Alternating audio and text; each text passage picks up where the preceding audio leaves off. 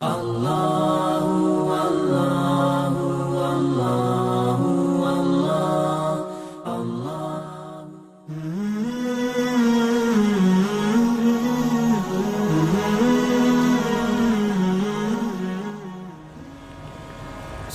علیکم ورحمۃ اللہ وبرکاتہ۔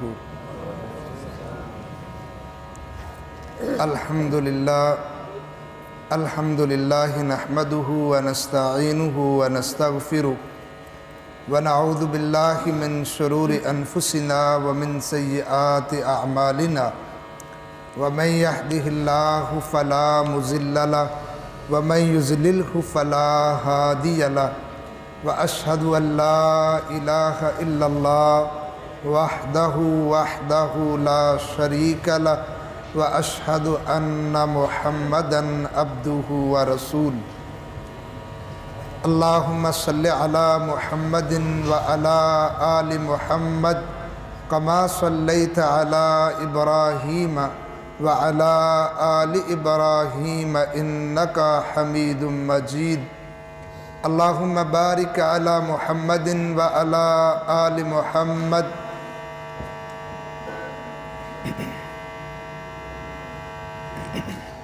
کما بارکت علی ابراہیم وعلی آل ابراہیم انکا حمید مجید۔ اما بعد فاعوذ باللہ السمیع العلیم من الشیطان الرجیم۔ بسم اللہ الرحمن الرحیم۔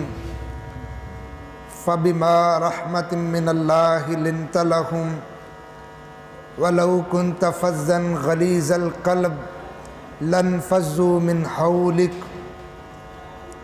فاعف عنہم واستغفر لہم وشاورہم فی الامر فَإِذَا عَزَمْتَ فَتَوَكَّلْ عَلَى اللَّهِ إِنَّ اللَّهَ يُحِبُّ الْمُتَوَكِّلِينَ۔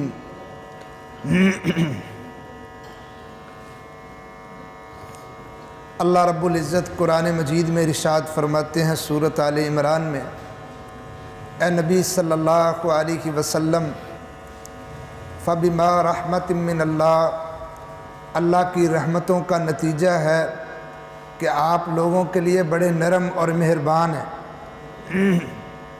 اگر آپ سخت دل والے، کرخت مزاج والے اور کڑوی زبان والے ہوتے تو آپ کے قریب کوئی بھی نہ ٹھہرتا۔ آپ کو چاہیے کہ آپ لوگوں کی غلطیوں سے درگزر کیا کریں، غلطی ہو جائے تو اللہ سے معافی طلب کیا کریں، ان کے لیے معاملات ہوں تو ان سے مشورہ کیا کریں، اور جب مشورہ ہو جائے تو پھر اللہ پر توکل کر کے کام کیا کریں، کیونکہ اللہ کو ایسے اللہ پر توکل کرنے والے بندے بڑے پسند ہیں۔ ہماری آج کی گفتگو کا موضوع ہے کہ آج ہمیں اپنے مزاج اور اپنے رویوں کو بدلنے کی ضرورت ہے۔ آج معاشرے میں بد امنی، فساد، جھگڑا، محبت اور الفت کی بجائے نفرت، تناؤ، یہ ساری چیزیں صرف اس وجہ سے ہیں کہ ہمارے لہجے کرخت ہیں، ہمارے مزاج سخت ہیں، ہماری زبان کڑوی ہے، ہمارا انداز تکلم درست نہیں ہے۔ آج ہمیں اس کو درست کرنے کی ضرورت ہے۔ نبی کریم صلی اللہ علیہ وسلم کو اللہ نے جو طریقہ بتایا تھا، آپ نے وہ طریقہ، وہ اسلوب اپنایا، تو وہی جو تلوار اٹھا کے گردن کاٹنے کے لیے آئے تھے، وہی آپ کے دیوانے بن کے اپنی گردن کاٹنے کے لیے تیار ہو گئے۔ وہی جو رسول اللہ صلی اللہ علیہ وسلم کے دشمن تھے، وہی انسان رسول اللہ صلی اللہ علیہ وسلم کے جانثار دیوانے بن گئے۔ وجہ کیا تھی کہ رسول اللہ صلی اللہ علیہ وسلم نے اپنے لہجے کو بھی بدلا، اپنے مزاج کو بھی بدلا، اپنی سوچ اور فکر کو بھی ویسے کیا جیسے اللہ رب العزت نے بتایا تھا۔ اب دیکھیں نا، قرآن مجید کا یہ اصول معاشرے کے ہر اس فرد کے لیے ہے جو ایک ذمہ دار فرد ہے۔ جو لیڈر ہے، جو گھر کا سربراہ ہے، جو اپنے دکان کاروبار کا سربراہ ہے، جو معاشرے میں ایک ذمہ دار فرد ہے، اس کے لیے یہ قانون ہے زندگی گزارنے کا، ایک اصول ہے کہ تم اپنی زبان کو کڑوا نہیں رکھنا، اپنے دل کو سخت نہیں رکھنا، اپنے لہجے اور مزاج کے اندر نرمی رکھنی ہے، اور کام کاج کرتے وقت صرف یہ نہیں کرنا کہ میں ہوں تو اور کون ہے، جب میں ہوں تو اور کون ہے، میرے علاوہ کون ہے، میرے سے بڑا کون ہے، میرے سے زیادہ عقل و دانست میں آگے کون ہے، یہ نہیں کہنا، بلکہ ہر سے پوچھنا ہے، اعلیٰ و ادنیٰ سے پوچھنا ہے، مشورہ مشاورت رکھنی ہے۔ تم معاشرے کے فرد ہو، معاشرے میں رہنا ہے، ایک دوسرے سے مشاورت کے ساتھ بات کرنی ہے، اور پھر ساتھ ساتھ غلطیوں کوتاہیوں کو صرف نظر کرتے ہوئے اللہ سے بھی دعا کرنی ہے۔ سارے اپنے اوپر نہیں ڈال لینے کہ میں نے فیصلہ کر دیا، میں نے کہہ دیا، میں نے سوچ لیا، نہیں، اللہ سے اس کی مدد بھی مانگنی ہے، اور پھر اللہ پر بھروسہ کرنا ہے۔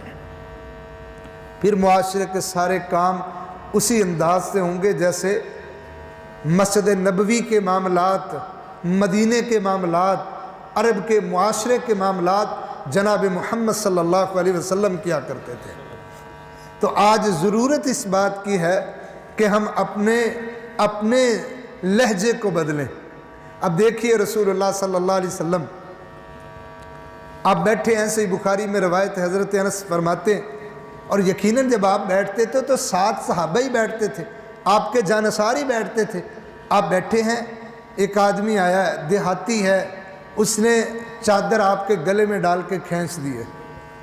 حضرت انس رضی اللہ تعالیٰ عنہ فرماتے ہیں آپ کا چہرہ سرخ بھی ہو گیا ہے، اتنی اس نے شدت سے کھینچی ہے، لیکن رسول اللہ صلی اللہ علیہ وسلم نے اسے کچھ بھی نہیں کہا ہے، اور مطالبہ بھی بے تکا کر رہے، کہتا ہے اللہ نے آپ کو بڑا دیا ہے، مجھے بھی دیں، کوئی قرض نہیں دینا اس کو، بس مالک غنیمت آیا، دیکھا تو کہا میں غریب ہوں معاشرے کا، مجھے بھی کچھ دیں، اور غصے سے کر رہے۔ اور حدیث میں آتا ہے، لفظ ہے نبی صلی اللہ علیہ وسلم کے صحابی کہتے ہیں فَالْتَفَتَ إِلَيْهِ رسول اللہ صلی اللہ علیہ وسلم فَضَحِكَ، پیغمبر نے پلٹ کے اس کے چہرے کی طرف دیکھا اور مسکرانا شروع کر دیا۔ یہ ہے وہ انداز، یہ ہے وہ لہجہ، یہ ہے وہ انداز خندہ پیشانی والا جو دشمنوں کا دل موہ لیتا تھا۔ آج تو ہمارے اپنے بھی ہم سے خفا ہیں، ہمارے لہجے سے، ہماری گفتگو سے، ہمارے انداز تکلم سے ہمارے اپنے بڑے پریشان ہیں۔ کتنے لوگ بات نہیں کرتے ہم سے، ہم سمجھتے ہیں ہمارا روب بڑا اس لیے بات نہیں کرتے، ہم سے بات اس لیے نہیں کرتے، پتہ نہیں کنڈا کھولے گا کیا بولے گا، پتہ نہیں اس نے کیا زبان استعمال کرنی ہے، پتہ نہیں یہ کیا پھٹ پڑے گا، اس کو بلاؤ ہی نہیں تو اچھا ہے۔ اور نبی کریم صلی اللہ علیہ وسلم سے صحیح بخاری میں روایت ہے، آپ ایک دن تشریف فرما تھے، اماں جی عائشہ بھی آپ کے پاس تھیں، ایک بندہ آیا، نبی کریم صلی اللہ علیہ وسلم نے اماں جی عائشہ کو پیچھے کیا، پردے میں ہوئی، اور ساتھ کہا یہ جو بندہ آ رہا ہے نا، بئس اخو العشیرہ، معاشرے کا بدترین آدمی آ رہا ہے، معاشرے کا سب سے برا آدمی ہے۔ اب دیکھو بندہ جیسا بھی ہے لیکن اگلے بندے کا رویہ اور سوچ دیکھیے۔ وہ بندہ پاس آیا، رسول اللہ صلی اللہ علیہ وسلم سے بات کی، آپ نے اس کا اچھے انداز سے سوال جواب اس سے کیے، اس کی بات کو سنا، اس کا جواب دیا، وہ بندہ پلٹ گیا۔ اماں جی عائشہ کہتے ہیں اللہ کے رسول آپ تو کہتے تھے یہ بندہ بڑا برا آدمی ہے، آپ صلی اللہ علیہ وسلم نے فرمایا میں نے کہا تھا وہ برا آدمی ہے، میں تو ایسا نہیں ہونا، میں نے تو اپنا کردار ادا کرنا ہے۔ اور پھر اس وقت آپ صلی اللہ علیہ وسلم نے فرمایا تھا اللہ کے نزدیک سب سے برا آدمی، شرن منزلتاً، سب سے برا مقام و مرتبہ کے اعتبار سے وہ آدمی ہے لوگ اس سے بات کرنا چھوڑ دے صرف اس وجہ سے، اتقاء فحشی ہی، اس کی بد کلامی کی وجہ سے، کہ پتہ نہیں یہ کیا بات کرے گا، اور یہ کوئی ایسی حرکت ہی نہ کر دے، کوئی ایسی بات ہی نہ کر دے جو بالکل بیہودہ ہو۔ اور یقیناً معاشرے میں جاتے ہیں نا، ابھی رات کی بات ہے، مجھے کوئی کام بازار میں تھا، بچے میرے ساتھ تھے، تو ایک بندہ بازار میں بیٹھا ہے، میں نے السلام علیکم کہا، دوسرا اس کے ساتھ بات کر رہا ہے، اور وہ بات کے اندر ہی اس طرح کی بیہودہ گفتگو کر رہا تھا کہ میں اپنے آپ کو بچوں کے سامنے شرمندہ محسوس کر رہا تھا۔ میں نے کہا یار یہ تھوڑی دیر اس کو نہ ہی بلاتا تو اچھا تھا، میں نے دوسرے سے سلام کیا، وہ تیسرا آ کے وہ اس کو آگے سے بات کر رہا تھا، تو میں اپنے دل میں کہہ رہا تھا کہا یہ بندہ 2 منٹ خاموش رہتا ہے نا، میرے جانے کے بعد اس سے بات کرتا تو اچھا تھا۔ یعنی انسان نے آج اپنا وہ انداز تکلم نہیں رکھا جو ایک مسلمان کا ہونا چاہیے تھا۔ یہی وجہ ہے کہ لوگ بات کرتے بھی کبھی کبھی ڈرتے ہیں کہ یہ پتہ نہیں کیا بات کرے گا اور کتنا شر اور کتنی بیہودہ بات کر دے گا۔ اور یقین کریں ہمارے معاشرے میں عجیب سی صورتحال ہے، آپ دیکھیں نا بات کرتے کرتے گالی معمول سا ہے، اور اس کو پتہ بھی نہیں ہوتا کہ میں گالیاں دے رہا ہوں، اس کا گفتگو کا انداز اس قدر بن چکا ہوتا ہے۔ تو میرے بھائیوں، آج ہمیں اپنے آپ کو بدلنے کی ضرورت ہے۔ یہ رمضان ہے نا، یہ آتا بھی ہماری اخلاقی تربیت کرنے کے لیے ہے۔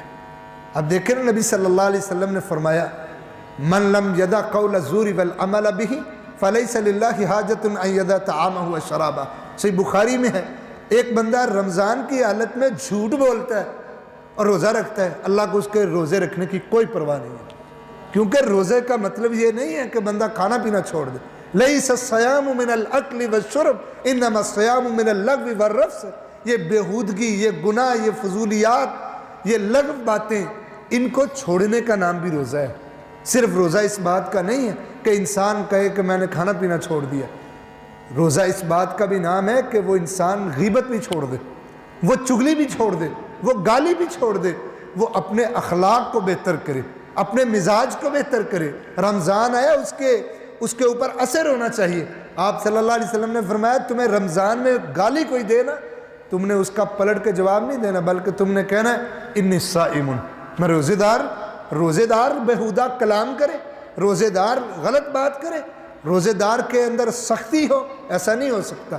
تو گویا یہ رمضان ہے، اپنی اخلاقی حالت کو بہتر کرے۔ اور کائنات میں کامیاب انسان وہ ہوتا ہے جس کے 3 طرح کے معاملات درست ہوں، اس کی اخلاقی حالت بہتر ہو، اس کے معاملات بہتر ہوں، اور اس کی عبادات بہتر ہوں۔ بس ساری کائنات اس کی جھولی میں ہے۔ اس کا اخلاق اچھا نہیں، اس کے معاملات اچھے نہیں، لین دین اچھے نہیں، اور اس کی رب کے ہاں حاضری درست نہیں، وہ بندہ ناکام ترین ہے۔ اور ان تینوں میں سے ایک بھی نہ ہو تو ایمان بندے کا کامل نہیں ہوتا۔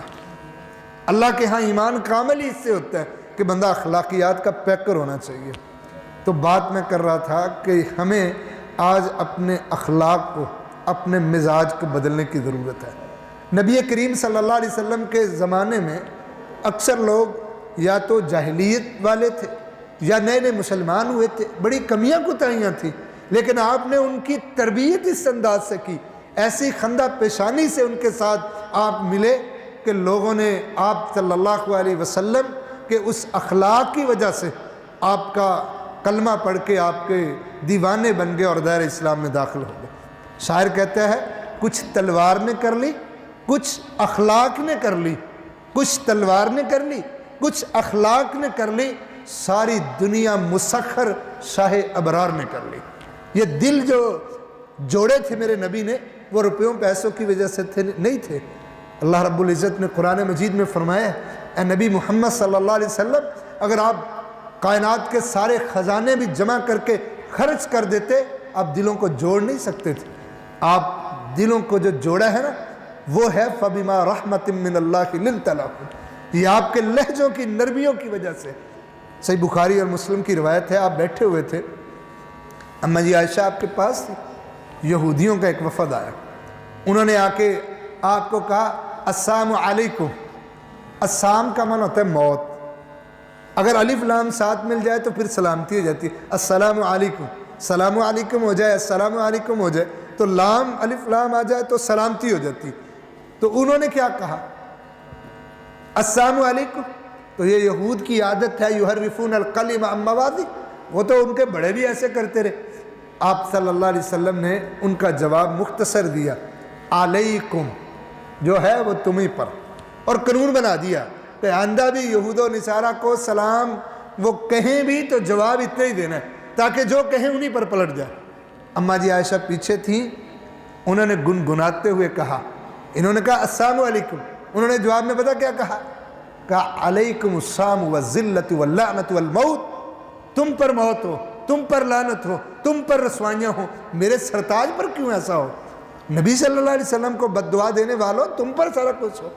انہوں نے بات کی، وہ چلے گئے۔ آپ صلی اللہ علیہ وسلم نے بلایا اور فرمایا یا عائش، محبت سے، ان اللہ رفیق یحب الرفق علیک بالرفق، اے عائشہ رضی اللہ تعالی عنہا، اللہ بڑا مہربان ہے، نرمیاں رکھتا ہے، نرمی کو ہی پسند کرتا ہے۔ تو ایسا کرنا، جب بھی تیرے اندر کوئی ایسی بات آئے تو نرمی کو لازم پکڑنا۔ یہ جو تو نے بات کی ہے نا، تیرا لہجہ، تیری گفتگو یہ سختی والی ہے، ایسا نہیں کرنا۔ اور پھر رسول اللہ صلی اللہ علیہ وسلم کے صحابہ اکرام، آپ ان کے معاملات دیکھیں، اور نبی صلی اللہ علیہ وسلم کی ڈیل، آپ کے لہجے، آپ کا ان کے ساتھ خندہ پیشانی سے ملنا، یقیناً یہ ہمارے لیے بہت بڑی مثالیں۔ اب دیکھیں نا، مسند احمد میں لمبی تفصیل کی روایت ہے، میں اشارہ کرتا ہوں۔ ایک آدمی آتا ہے اور آ کے مسلمان ہوتا ہے، بات چیت کرتا ہے، کچھ دیر کے بعد کہتا ہے اللہ کے رسول مجھے زنا کرنے کی اجازت دے دیں۔ یہ کوئی بات چھوٹی نہیں تھی، مسجد میں موجود ہیں جلیل القدر صحابہ موجود ہیں، سب نے اس کی طرف دیکھا تیر والی نظروں سے کہ یار اس نے کیا سوال کر دیا، کس کی اجازت چاہتا ہے؟ کہ گناہ کی اجازت اللہ کے رسول دے دیں اسے، اور پھر زنا کی اس نے کہہ دیا۔ نبی صلی اللہ علیہ وسلم نے کچھ نہیں کہا اسے، آپ نے کوئی سخت لفظ نہیں بولا اس کو، آپ نے اس کو بلایا، پیار سے فرمایا کیا تو پسند کرتا ہے کوئی تیری ماں، بہن، پھپھی، خالہ کے ساتھ ایسا کرے؟ انہوں نے کہا نہیں میں تو پسند نہیں کرتا۔ فرمایا لوگ بھی نہیں پسند کرتے کہ ان کے ساتھ ایسا معاملہ ہو، پھر تو کیوں ایسا کرتا ہے؟ وہ خاموش ہو گیا، اسے احساس ہو گیا میں نے بات غلط کی ہے۔ نبی صلی اللہ علیہ وسلم کے پاس بیٹھا، کہنے لگا اللہ کے رسول آپ پھر ایسے کریں، میرے لیے دعا کرتے، اللہ رب العزت میری عزتوں کی حفاظت کرے، میرے ایمان کی حفاظت کرے۔ آپ نے اس کے دل پر ہاتھ رکھ کے کہا اللہم طہر قلبہ، اللہ اس کے دل کو ذرا گناہوں سے پاک کر دے، واغفر لہ ذنبہ، اللہ اس کے گناہوں کو بھی معاف کر دینا، وحسن فرجہ، اللہ اس کی عزت عصمت کی بھی حفاظت فرما دینا۔ گویا رسول اللہ صلی اللہ علیہ وسلم نے اتنی بڑی بات سن کے اس کو ڈانٹا نہیں ہے، اس کے ساتھ سختی کے ساتھ اور کرخت لہجے سے پیش نہیں آئے، بلکہ بڑی محبت سے۔ آج ضرورت اس بات کی، ہمیں پتہ چل جائے کہ کسی کا عیب ہمیں پتہ چل جائے، کسی میں غلطی پتہ چل جائے، پھر رسوا کرتے ہیں دل کھول کے، پھر تو بس پتہ چلنا چاہیے، پھر بات ہوتی ہے، پھر تبصرے ہوتے ہیں، پھر کیا ہے۔ اور میرے بھائیوں، امام یحییٰ بن کثیر کا ایک قول ہے بڑا زبردست، انہوں نے کہا روزے کی حالت میں نا لوگ کھانا پینا چھوڑ دیتے ہیں، کچا گوشت نہیں چھوڑتے۔ کسی نے پوچھا اس کا کیا مطلب؟ انہوں نے کہا غیبت نہیں چھوڑتے۔ اب غیبت بھی تو مسلمان مردہ بھائی کا گوشت کھانا ہے نا، تو فرمایا کھانا پکا پکایا تو چھوڑ دیتے ہیں، کچا گوشت نہیں چھوڑتے، روزہ رکھ کے بھی ساری غیبتیں جاری رہتی ہیں۔ تو آج ہمیں رمضان کے اندر اپنی اخلاقی حالت کو بہتر کرنے کی ضرورت ہے، اور ہمیں ضرورت ہے کہ ہم دوسروں کا ادب و احترام کریں، غلطی کوتاہیوں کو دبا کے اپنی اصلاح کرنے کی کوشش کریں۔ نبی صلی اللہ علیہ وسلم نے فرمایا طوبیٰ لمن شغل عیبہ عن عیوب الناس، ابن ماجہ شریف کی روایت ہے، آپ نے فرمایا اسے جنت کی بشارت دے دو جس انسان نے لوگوں کے عیب ٹٹولنے چھوڑ کر اپنے ٹٹول کے ان کی اصلاح کرنا شروع کر دیا۔ تو رمضان ایک ورکشاپ ہے اللہ نے 30 دنوں کی دی، آئیے اپنی اصلاح کیجیے اور اپنے مزاج کو، اپنے لہجے کو، اپنے اخلاق کو بدلنے کی کوشش کیجیے۔ اور نبی صلی اللہ علیہ وسلم نے ضمانت دی ہے، آپ نے فرمایا انا زعیم ببیت فی اعلی الجنہ لمن حسن خلق، میں اس کو جنت کے اعلیٰ درجے میں گھر لے کے دینے کی ضمانت دیتا ہوں جس انسان نے اپنا اخلاق اچھا کر لیا، اس نے اپنی زبان اچھی کر لی۔ اور اسلام نے نا جی صرف یہ نہیں کہا کہ زبان سے بات اچھی کرنی ہے، بلکہ اسلام نے لہجے کو بھی اچھا رکھنے کی تلقین کی ہے۔ اور آنکھوں، دیکھو نا بعض اوقات آنکھوں میں اشارے، آنکھوں سے ہی بندہ تانا دے دیتا ہے، بات مسکراہٹ سے تانا دے دیتا ہے، لیکن اللہ نے ہر چیز کی اصلاح کی۔ وَيْلٌ لِكُلِّ ہُمَزَةٍ لُمَزَةٍ، آپ اس کا جا کے ترجمہ پڑھیں نا، یہی ہے کہ تمہارے لہجے سے، تمہارے آنکھ کے اشارے سے، تمہاری کلام سے، تمہارے کسی بھی اینگل سے، کسی بھی طرح سے کسی کو تانا نہیں پہنچنا چاہیے۔ تو اسلام نہیں چاہتا کہ کسی بھی اعتبار سے کسی کو زج کیا جائے، کسی کو تکلیف دی جائے، بلکہ روایات پڑھ کے تو حیرانگی ہوتی ہے۔ صحیح بخاری میں ایک صحابی جن کا حمار نام تھا، اور نبی صلی اللہ علیہ وسلم کو آ کے اچھی اچھی باتیں سناتے، واقعات سناتے، آپ مسکرایا کرتے تھے اس کی باتوں پر۔ ایک دفعہ شراب کے جرم میں پکڑ کے آ گئے، کوڑے لگ گئے، جو شرعی سزا تھی۔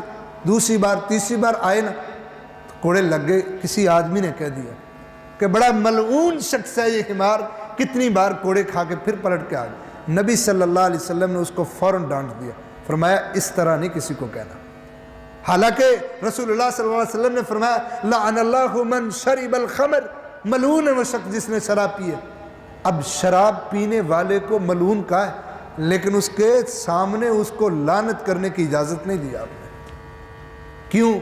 مجرم ہے، مجرم کو آپ اس وقت تانا دیں گے تو وہ جرم اور کرنے کی اس کے اندر، وہ ضد کے اندر عادت آئے گی، وہ اس کو اصلاح کر کے پیچھے نہیں کرے گا۔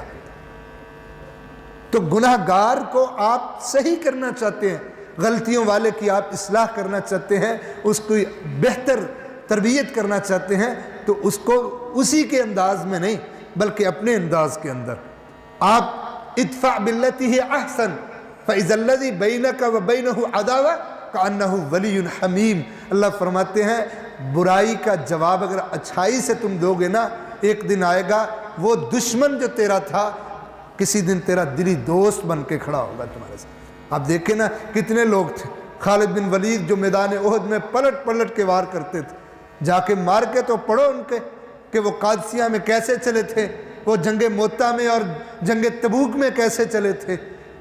یقیناً جو انسان کے اخلاق، کردار اور لہجوں سے تربیت ہوتی ہے وہ انسان کی زبان اور کلام سے نہیں ہوتی۔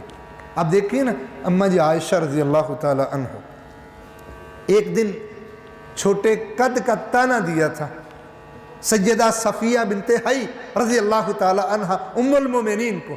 نبی صلی اللہ علیہ وسلم نے بلا کے پتہ کیا کہا تھا؟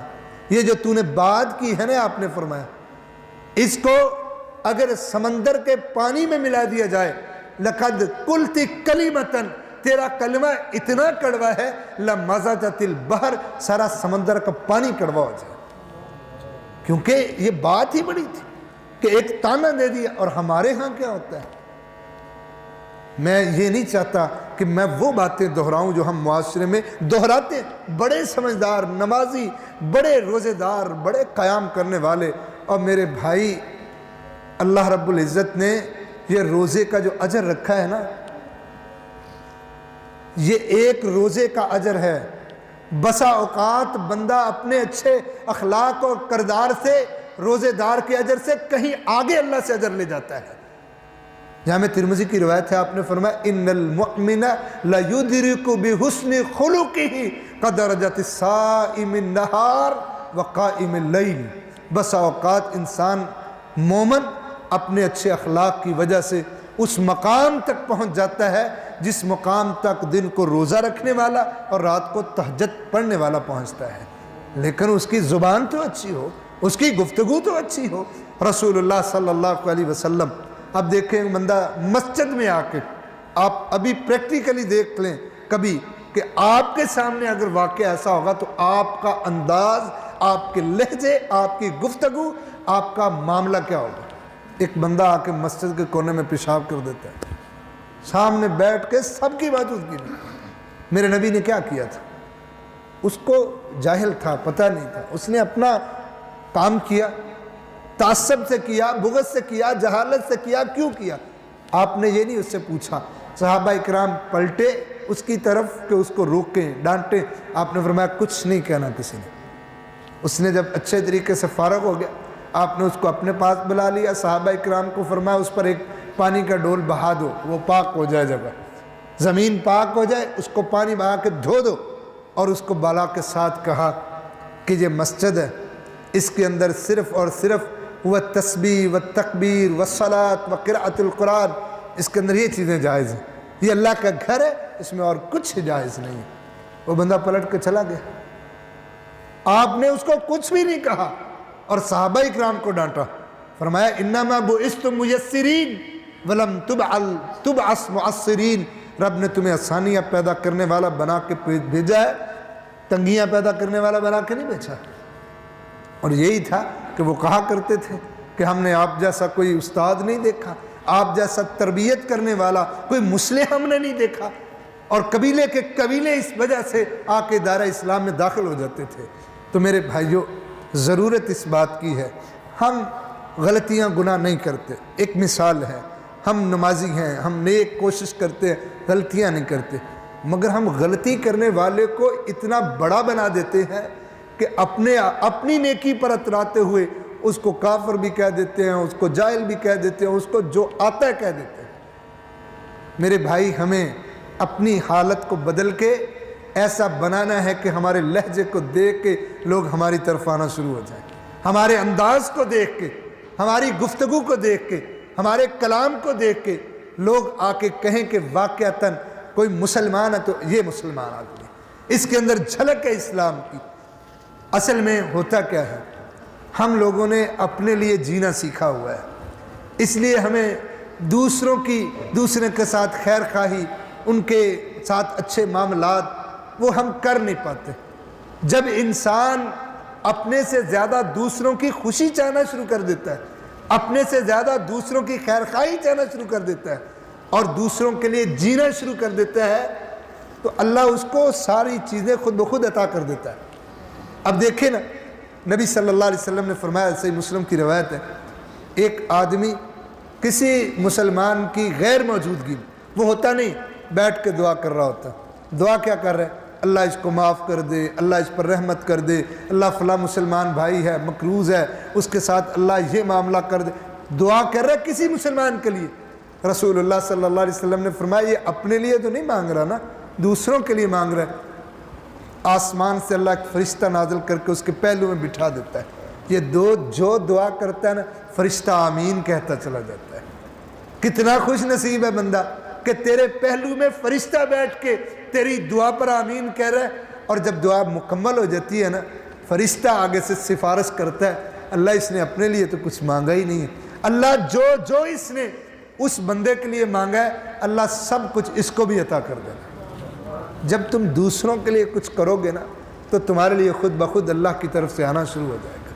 اور ہوتا ایسے ہی ہے کہ ہم اس کو نہیں اپناتے جس کی وجہ سے آج ہماری اخلاقی حالت درست نہیں ہوتی.